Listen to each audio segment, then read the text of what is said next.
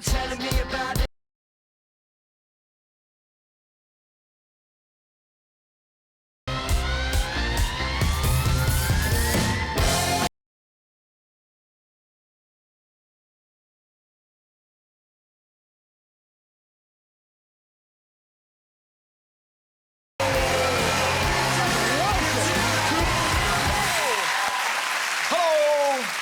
And welcome to the show. So, what's been happening? Brexit! That's what's been happening. Now, if you don't know what's going on, let me summarise. Everything has gone to shit. I believe with every fibre of my being that the course I have set out is the right one for our country and all our people. Theresa May under pressure after a string of ministerial resignations over her Brexit deal. The Prime Minister faced a hostile House of Commons. It's a miserable failure. Total chaos. A shambolic mess. Now, I've had actually rather a busy day. A few weeks ago, she was dancing. Now she's like a broken owl. She brought back a deal, and the Tories were furious. It was like she turned up to a christening dressed as Jimmy Savile.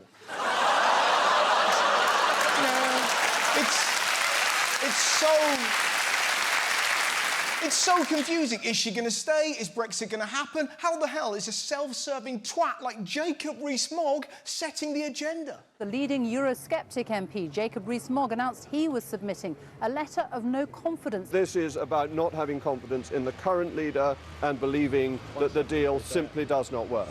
How is he deciding any of this? He doesn't represent us. He looks like Where's Wally the Gestapo years. He's like a ghost you'd find in a stately home. You can't go in there. That was Mother's room. And yet, he described himself like this. I'm a man of the people. Vox populi, vox Dei. Man of the people, you speak Latin! He's the MP for North East Somerset. That's where my family are from. They don't speak Latin. They can barely speak English. All right, my Barbara, what are you diddling? Huh? Papa, Papa's got less. Huh? What I'm trying to say, they don't describe Brexit like this. She should either have backed Alistair or she should back my position. This middle muddle fiddle fuddle is not working. Middle muddle fiddle fuddle? It's not a middle muddle fiddle fuddle. To quote an unnamed government minister, it's a phantasmagorical goat fuck of the worst kind. Or as Jacob Rees-Mogg calls it, a whammy lammy bangy rammy. Now, some people in this country were so furious with Jacob, they took to Twitter in their thousands to curse him, right? One man said, "May all your suits be slightly itchy in random places." This lady said, "May millions of Lego litter your path every time you are barefooted." But my favourite was definitely this. "May Mogg never be allowed to jerk off the Invisible Man on air ever again." It's great, isn't it? Handy-wandy, jobby-wobby. Now, I'll tell you another thing that blew my mind, the fact that Dominic Raab resigned. Dominic Raab has resigned. The minister actually in charge of Brexit looked at that deal last night and couldn't stomach it. He quit rather than turn up for work. The man who negotiated the deal quit because he didn't like the deal? You can't complain about something you did. Like, if I put my dick in a pot of Nutella, I can't turn to my girlfriend and go, "How dare you? Look what you've made me do. It's people like you that are ruining this breakfast." Now listen, I'm no fan of Theresa May, but at least she stayed. That's how privileged some MPs are. They get to resign. Nobody in this country gets to resign when their job gets tough because they need the fucking money. If you work at Tesco and the trolleys are piling up, you can't resign. If you work at the Samaritans, you can't put the phone down looking me. The point I'm making, these selfish wankers are so rich, they get to walk away. They don't care about our country. In fact, the only one doing his job properly in Downing Street is this guy, Larry the Cat. Everyone's blaming Theresa, but let's not forget, she wasn't the one who got us here. What about Boris Johnson promising $350 million for the NHS? What about Nigel Farage? Did you see his reaction to the chaos? We've seen the pound has been tanking today. We've seen... is that not happening? It's very funny. No, it isn't, you cackling toad. And let's not forget David Cameron. He started this, and then he went, oh, it's going wrong. Theresa, deal with this. I'm off to teabag a pig.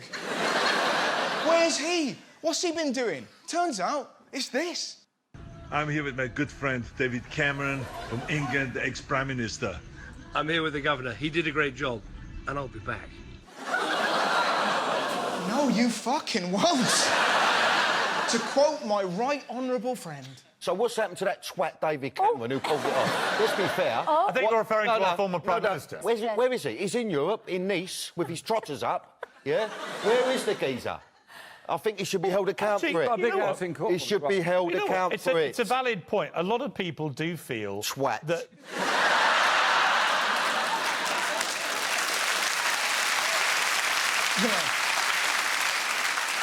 The point I'm making, it's madness that a handful of selfish MPs could push our country into a no-deal situation. Nobody voted for that. Do you know what it could mean?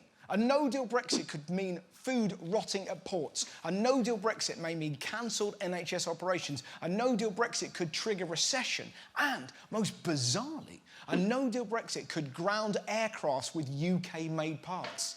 It's insane, isn't it? The bits of the plane that are made in Britain may not be allowed into Europe, but the Spanish bits would. I mean, how does that even work? I mean, that is definitely going to change the in-flight announcements. Good evening, this is your captain speaking. We're now approaching Madrid at an altitude of 10,000 feet. We're going to have to ask you to jump, because the stairs were made in Huddersfield.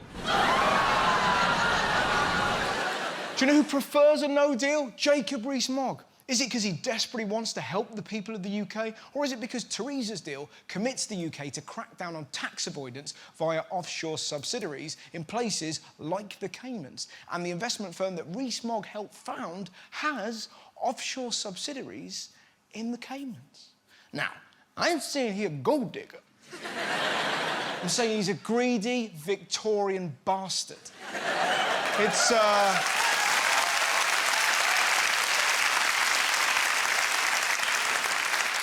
less of a middle muddle fiddle fuddle, more of a taxi waxy avoidy wordy. Do you know the most amazing thing about Brexit? It's achieved the impossible. It's both scary and boring. It's like hang gliding with Gary Barlow.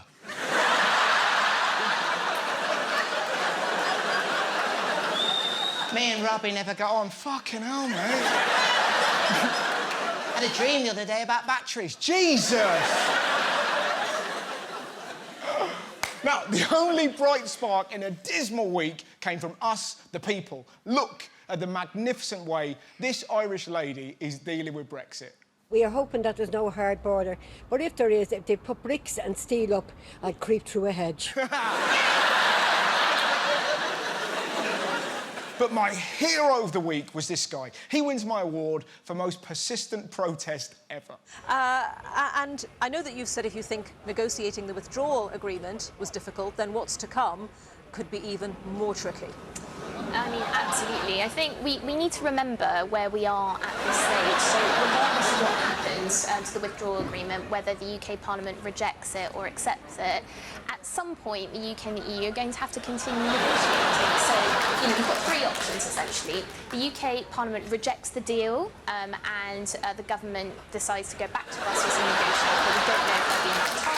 Option two, the UK Parliament accepts the deal and then we enter into future discussions, so about trade, about security, about foreign policy.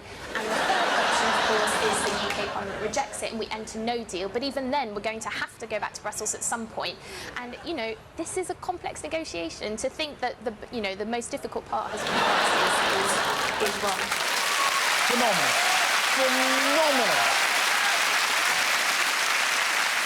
Still, Brexit may be depressing, but the John Lewis ad was out. That never fails to cheer us up, to warm our souls when all is lost. We've got a preview of one of the most anticipated commercial, of course. This year, as we were saying, it tells the story of Sir Elton John, one of his greatest hits, and how that song has its roots in a Christmas gift.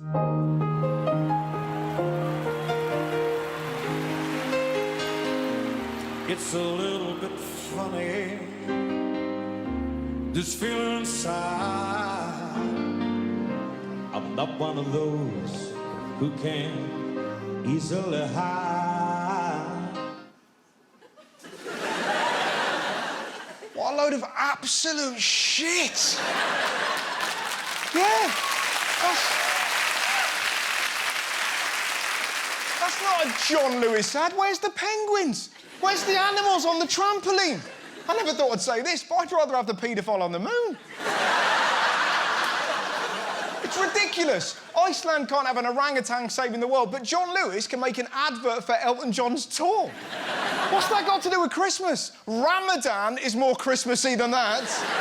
The only thing Elton and Santa have in common is white powder. Also... Oh, come on. Mind you, if you think the John Lewis ad was bad, did you hear about this? Idris Elba's doll is mocked online as fans see no similarity. I'm not surprised. Have you seen it? Like, it looks like someone's queer-eyed Mo Farah. Do you know how much that cost? It's 850 quid. They've taken the world's sexiest man and made him look like a dildo with a goatee. Now, elsewhere this week, everyone thought the big sports story was going to be Wayne Rooney's farewell game for England. Then this story, quite literally, shat on it. Gary Anderson and Wesley Harms deny farting accusations at Grand Slam of darts. Prepare yourselves, my friend. The reason it was the biggest story, it led to the greatest post-match interview ever. Just spoke to Wesley, and besides that, he said you were a class player and you let him alive in the first session. He said that it was smelly on the stage. I thought he had shit. Sorry? I thought Wesley had farted on stage. Yeah. Did he? No. Well, I think he thinks you did it. You can put your finger up the arse, there'll be no smell there. I thought he had shit, and I went, that's dirty. How brilliant! Oh, go on, I'm innocent, Chet. Go on. It gets better. Look at the reason he claims it definitely wasn't him. He thought it was you. Oh, no. Hands up. Swear on my kid's life. So help me God. Nothing crossed. But it was smelly anyway. It was smelly. Usually if I fart on stage, I shit myself. And you know that, because I've told you in a documentary. Wow. A, if he farts on stage, he shits himself. And B, he's spoken about this in a documentary. Well, that is a film I want to watch. Imagine him just... The pressure of darts is unimaginable. Oh, no. Mind you, it's so refreshing to see that level of honesty. He should be in charge of Brexit. He's truthful, charming, interesting, and if it goes wrong, he knows how to clear a room. The only way that interview could have been better is if this guy rocked up.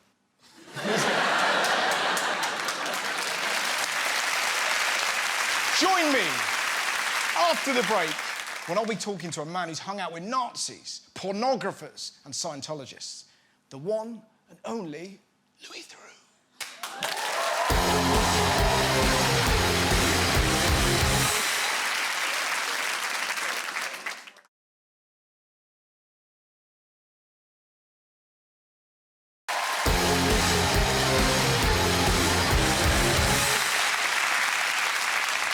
Welcome back. Now, fair to say, we are addicted to screens. Did you know the average person checks their phone every 12 minutes? That's over 29,000 times a year. We're addicted. You ever lost your phone? You turn into Liam Neeson. You're like, I will find you. I will not stop Earth in my hand. I mean, Christ, 11% admit to checking their phone during a funeral. Correct. I miss Grandad so much. He was such a kind man. picture of a llama that looks like Ed Sheeran. It's terrible, isn't it? Imagine burying your nan and you find out that Liverpool have scored. Ashes to ashes, dust to dust. Yes! What a fucking lovely service! In fact, watching football at a funeral would be a nightmare. I'd say, get in there! Stick it in the box! Stop fanning around and bury it! I'm sorry.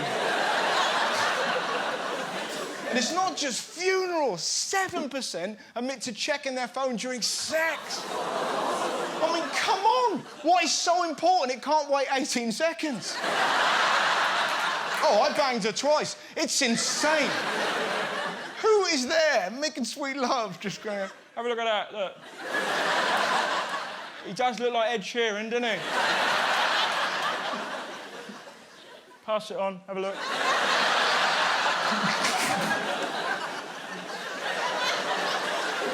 It's not just phones. We're sat in front of tellies like zombies. Have you ever had that? You know when the TV comes up? If you're on the screen, it goes, you have 60 seconds until this TV turns... It's like the telly's going, I should turn myself off. I've been on for so long, they must be dead. No human could watch TV for this long, and you're like, where's the TV remote? 45 seconds, find it! If we don't do something, we'll have to talk to each other. And then you're like, oh, I nearly missed the end of Homes Under the Hammer. We're so crazy for screens that one screen isn't even enough. 80% of us double screen. We all do it. You're probably doing it now. We're watching a film around a mate's, and my girlfriend was on the phone the whole time checking on our dog. She's got an app called a Furbo, where you can spy on the dog through your phone. What is she expecting to see? Like she's going to switch it on and he's running a small business. You Chinese kids better make me some trainers. I mean, whoa. Whoa. It's never that. The only thing my dog will be doing is pumping his pillow. A dog shouldn't be spied on. It should be used for its true purpose, dressing up like Mother Teresa. That's my actual dog, and that is one of the best days of my life. Not only are phones rotting our brains, they're changing us physically. We're hunched over. We're going to end up looking like fucking prawns. In fact, in a few generations, experts have worked out smartphones might make our hands look like this. Look at that! Looks like Voldemort's wank glove. And in case you don't think phones are dangerous, look at this. Bill Gates and Steve Jobs raised their kids tech-free. It's almost as if they knew the damage they could cause. Can you imagine Steve Jobs' kids? Dad, can we have an iPad? No! Why? 'Cause of this! Fear the phone!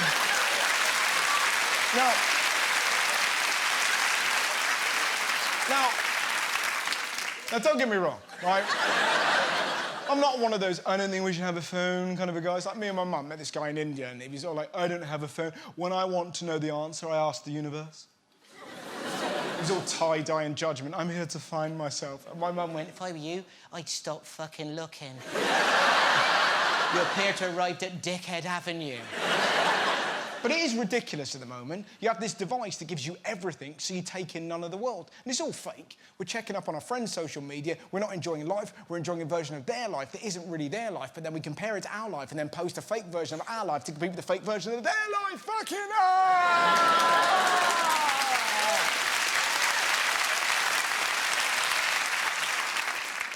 Nobody knows what it's like to just be anymore. Being bored is when you have ideas. But now, as soon as there's a pause, someone's whipped out their phone. Sometimes the maddest...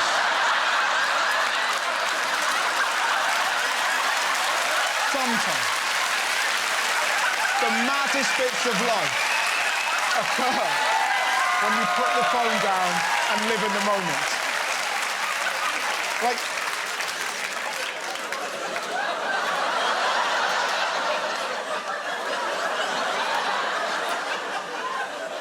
The point I'm making, sometimes, if you're off the phone, you may see a llama that looks just like Ed Sheeran.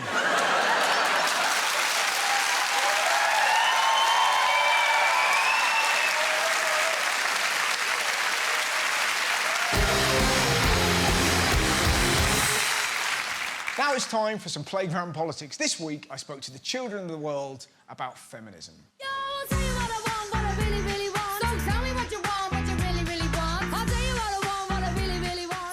Do you know what feminism is? Is it a kind of illness? Some people think it is, but those people are naive. It was named after some guy who did something. Yeah. I doubt it was. Yeah, he did something or other, but... Feminism was named after a guy. Christ, no wonder they're furious. Feminism is where women or men think that women should have the same rights as men, and I think that they should, because how are men higher than women, and how are women higher than men? That is just the perfect answer. You were right to stroke her. Do you think that's right? Are boys and girls equal? No, because they're different. What's the biggest difference between boys and girls? Yesterday, my mom's best friend, her son, couldn't see her mum, and then he had a bike, then he cycled home to his house on his own, and he was only 4. Yesterday. Wow. What do you think is the biggest difference between boys and girls? Wow, I can't say because it's quite, you know. I understand. First of all, the private parts are different, and sometimes the girls normally wear dresses, but I've worn a dress once and it was very comfortable. I've dressed up as a queen 6 times in my life. Really? Yeah. Like for TV, not for like weekends. I've never seen any girls box. Casey Taylor does. Does she? Okay. Well, only one girl box. And then, and that's not going to be a great fight, is it? No. It's just in a ring hitting herself. A man and a woman are both the doctor. Yes. Should they be paid the same amount? Yes, yeah, definitely. Well, it depends which job they have, because in the hospital there's lots of jobs, and the more difficult it is, the more money you normally get paid. Yeah. Do you think that's right?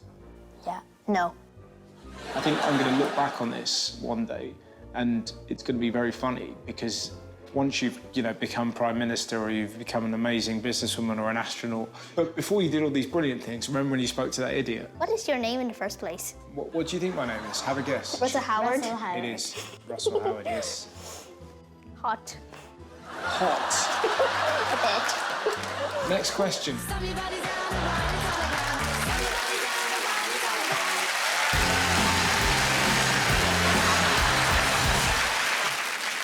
Pretty weird. Now, tonight's guest is a BAFTA-winning journalist and documentary filmmaker. In 2 decades, he's gone from weird weekends with porn stars and alien hunters to tackling neo-Nazis and Scientologists. His latest trilogy of documentaries tackle life, love and death.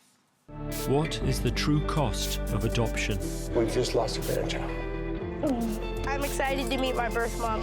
It's so beautiful.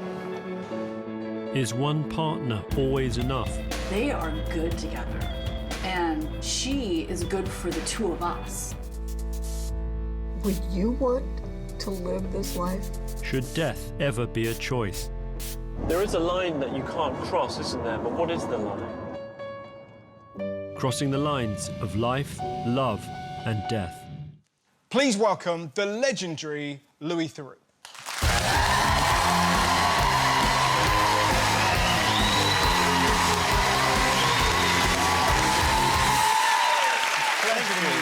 Legendary, I like that. Yeah. I like that. I would say you are legendary.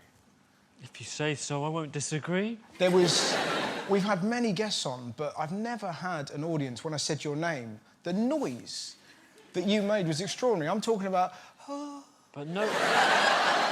but no whistles. Or was the whistle just... Now it's complete. But I wanted to ask you, how does it feel to be quite so adored? Because you are adored. Listen, I'll say this now. If you and Brian Cox had a mud fight, women would be pregnant. I'd like to think I'd win the mud fight. Oh, really? Sounds like a slam down to Cox. I don't know if that answers the question, though. No, but it certainly puts an image in our mind. So let's talk about the recent documentaries, which I loved. So I've seen the polyamory one, and I've seen the one about death, and the next one is about adoption. Yes. I believe. The polyamory one was fascinating. For those who haven't seen it, do you want to explain what? Well, polyamory, also known as ethical non-monogamy, and it's basically when it's not two people in a committed relationship, it's 3 or 4 or 5, but they're not cheating on each other. They all know about each other. It's about it used to be called an open relationship, and it's different from swingers because that's basically just sex parties. And so these are people who have full relationships. They go to the movies, and they're in different arrangements. They call them thruples sometimes, or fourples, and they all know about each other. And were you tempted by it? Well, you know, I'm a married man, a happily married man. So you know, there's clearly, like, I wasn't about to open up my relationship with my wife, but at the same time, you know, I've been with my wife about 13 years, and there's that part of your brain that's always thinking, what would it be like if we did something like this? I mean, I couldn't do a story without my mind going to that place of, you know, what would this be like to experience it firsthand? And did you find yourself imagining who the perfect person would be to have?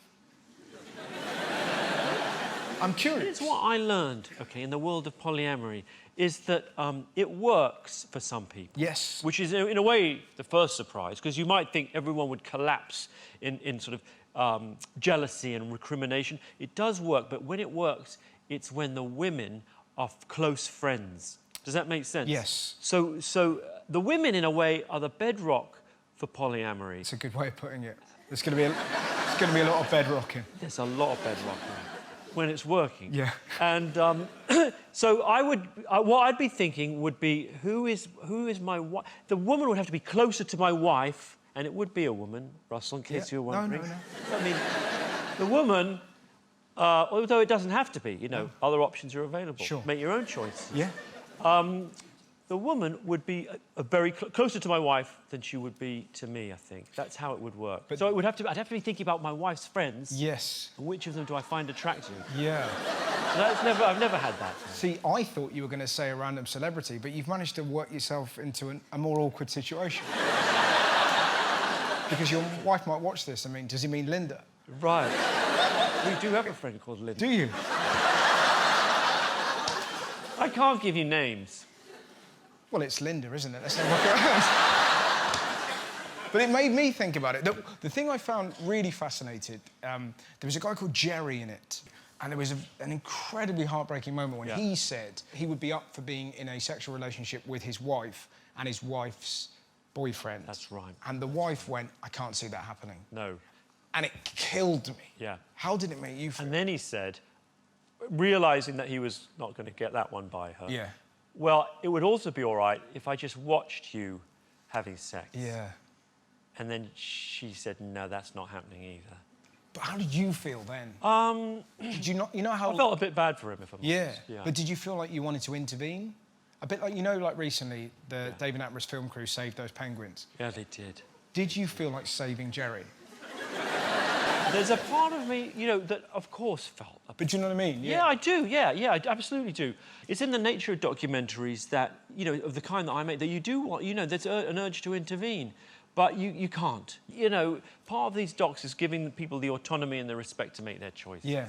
Well, and that was very evident in the documentary about death, which was, I don't know, if you saw it, as challenging. And I don't know what that must have been like. There's a bit at the end where you're with a family who are saying farewell to their dad. What was that like, to be in such a visceral moment of pain? Yeah. And I should probably clarify that it was people who've elected to take life-ending medication rather than suffer through stage 4 cancer. Yeah. And so this guy had done that. He'd taken a prescribed cocktail of medication, and his family were gathered around him. And it was an extraordinary thing to be part of. Yeah. Very, very sad, very moving, and yet it was a choice that he'd made. And I wasn't one to say that it was the wrong choice. Absolutely. It seemed a different way of doing things that in certain ways I felt was quite special, in fact. And does that stay with you? Yeah, it does stay with you, but in a way, not in a heavy way. For me, I'm seeing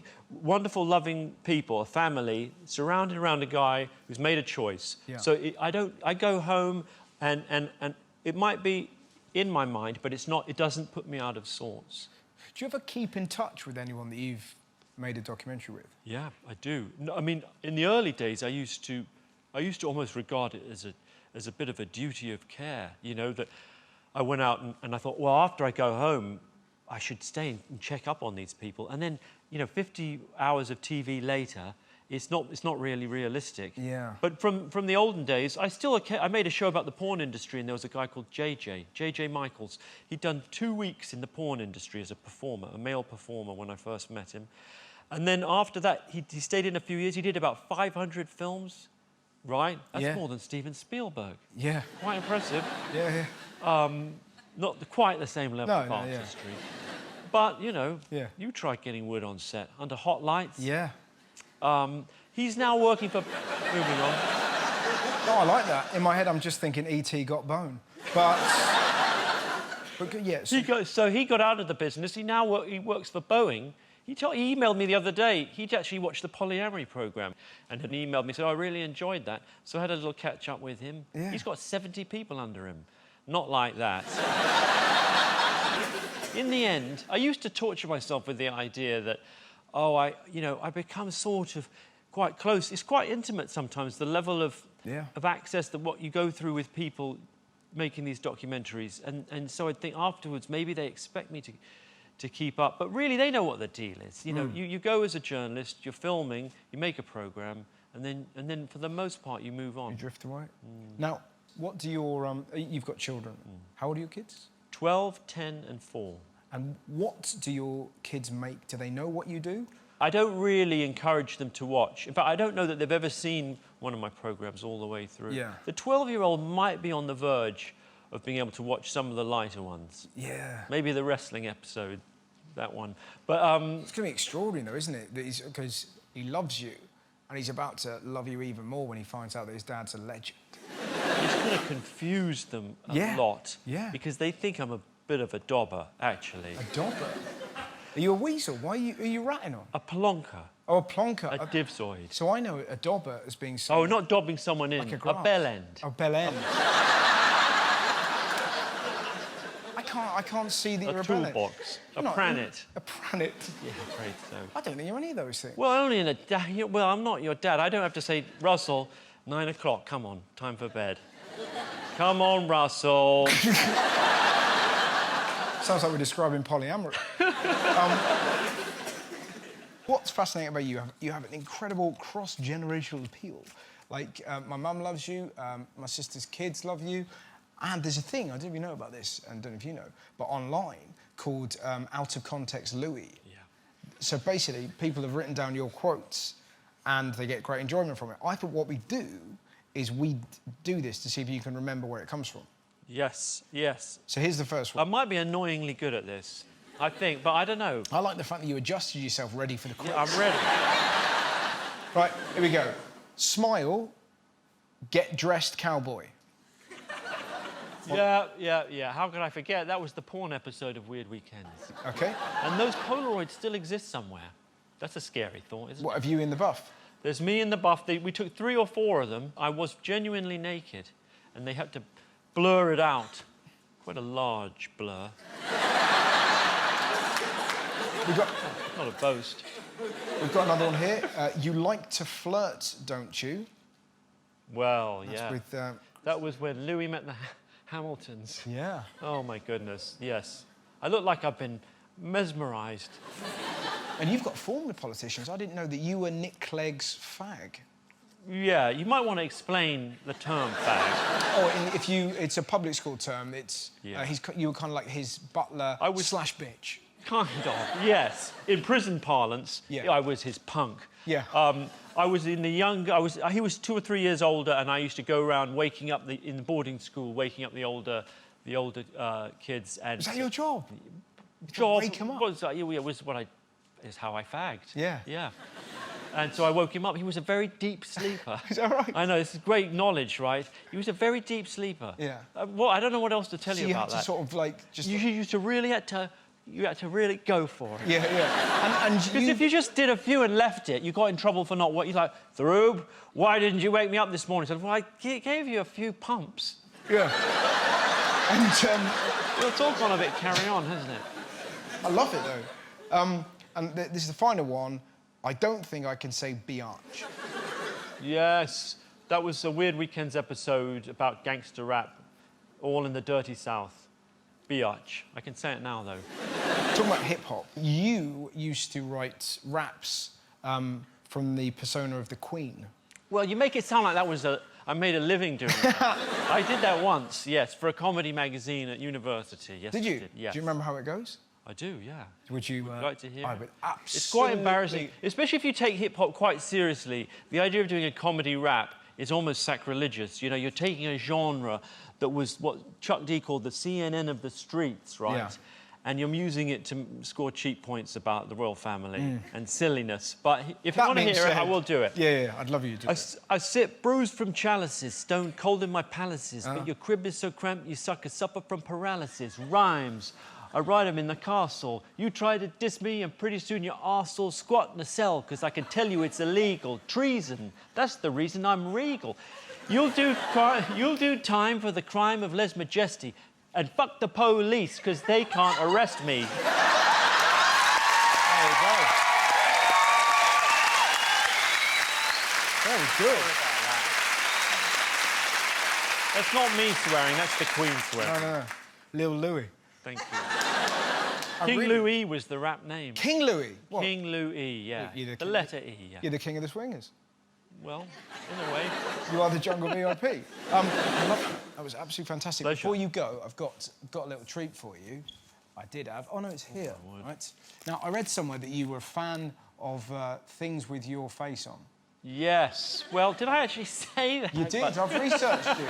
You said that you... I said I was a fan of the merchandising. Yeah. Yeah, yes. I don't wear things with my face No, I'm not on. suggesting you are. No. But that you felt bad buying it because it felt cheap and weird. There we go, yes. But if it's given to you, there's nothing wrong with that. No, that's fair enough, So yeah. what I thought, this is a lovely pillow for you. Oh, wow. If you can see it, I don't know if you... Can you see it? See what that says? Yes, sleep tight through the night. So there you go. So that's a little present for you. Oh, it's so soft. Lovely comforting. I love it. So that's for you, your wife, and Linda. Ladies and gentlemen, please get up for my wonderful guest, the brilliant Louis Theroux! Join me after the break when me and Rose Matafeo will be hanging out with some dead people.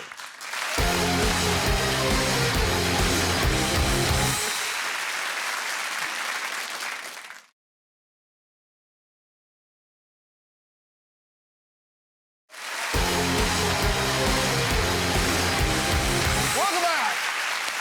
Next up, it's time for Live Forever. This week, to conquer my fear of death, me and Rose Matafeo went to see an art installation made up of actual dead bodies.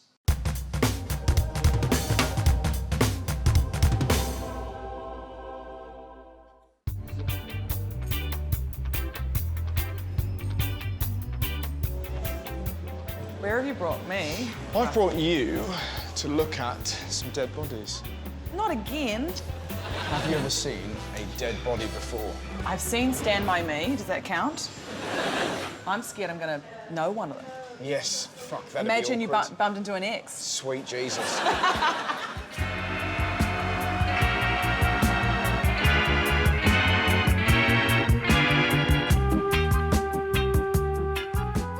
There you go. There's the first one. There he is. That's an actual human being. I mean, you're drawn straight to the dick, aren't you? I mean, I'm eye level with the dick right now. I didn't mean to kneel down there. Oh, fuck. Bro, they fucked you up. Yeah. Fucked you up. When experiencing stress or danger, the entire body is in a heightened state of alertness. So this is a metaphor for stress. Right. When you're stressed, you might bite your fingernails, you might drink too much. I've never ripped my spine in half, chopped my dick in two, and then done a star jump.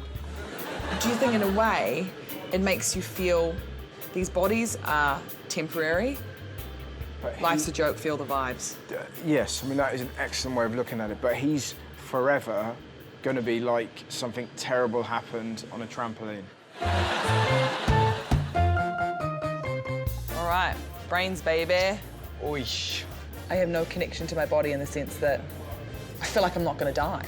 See, I look at that, and that looks less part of me and more an awful meal. That looks like haggis. That looks a bit like liver. This looks like a wonderful, like, kind of cauliflower. Yeah. You wouldn't want to have a nap in here, would you? You wouldn't want to have a nap. You would wake up dead. They've got this man holding the globe out, and they've given him a flared anus. I had instinct to talk to it. Is that what Did you? Yeah, yeah. Wanted to just have a conversation. There was nobody around here. I'd have my finger in that. I think so, yeah, and I'm not proud of that. I'm saying that's a problem, isn't it? So Do not tell me that your asshole doesn't look like that, right? I need somebody to check. Yeah. Here we have good lungs and bad lungs. 20 cigarettes a day produces 5 ounces of tar annually, the volume of this coffee cup. I'm beginning to think that smoking's bad for you. It is. See, there's real dignity to that. You look fantastic, honey. Should we have a look at her arsehole, or is that not allowed? I wouldn't do it to a woman if she was alive, unless she asked. Yeah. And there we go. It's, there's that. It looks a bit like sort of a pen holder. Whoa, whoa, whoa. That's known in the game as the reverse cowgirl. Oh, I know. You know, I've heard about it. Yeah. I've read about that in Cosmo. I'd be into being this one. Yeah. Because you're immortalised as being an absolute legend. Yes. This is first date sex, for sure. It's like, what are we doing? You know, I don't even know you. And she's like, what? Oh my God, I just met you. I've got no skin. He's like, I know that, that's why we connect. Yeah. That's an actual... Isn't it weird? That is very, very strange. Has this made you think about your own mortality? Absolutely, and I'm as scared as ever. So thanks for that. I'm going to go home, I'm going to put my phone on timer, and I'm going to lift something heavy, and I'm going to get a photo of my anus. I want to get to know and respect my own anus. I want to have respect. Put that in the guest book.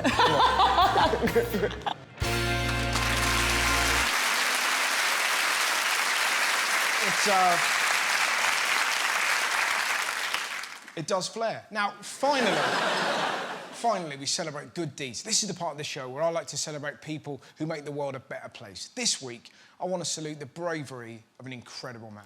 Former Wales rugby captain Gareth Thomas posted an emotional video on social media yesterday saying he'd been the victim of a homophobic attack in his hometown of Cardiff. This kind of attack is designed to terrorise the gay community, to intimidate them and make them back down. But Gareth Thomas didn't do that. He made an inspirational video that somehow manages to turn an awful situation into a cause for hope. This morning I've decided to make what I hope will be a positive video. Last night I was the victim in my home city of a hate crime for my sexuality. Why I want it to be positive? Because I want to say thank you to the police who were involved and were very helpful and allowed me to do restorative justice with the people who did this, because I thought they could learn more that way than any other way. And also to the people of Cardiff who supported me and helped me, because there's a lot of people out there who want to hurt us, but unfortunately for them, there's a lot more that want to help us heal. So this, I hope, will be a positive message. What a man. Gareth Thomas, in such divided times, thank you, sir, for being amazing. Thanks very much for watching the show. Good night, my friends. Good night.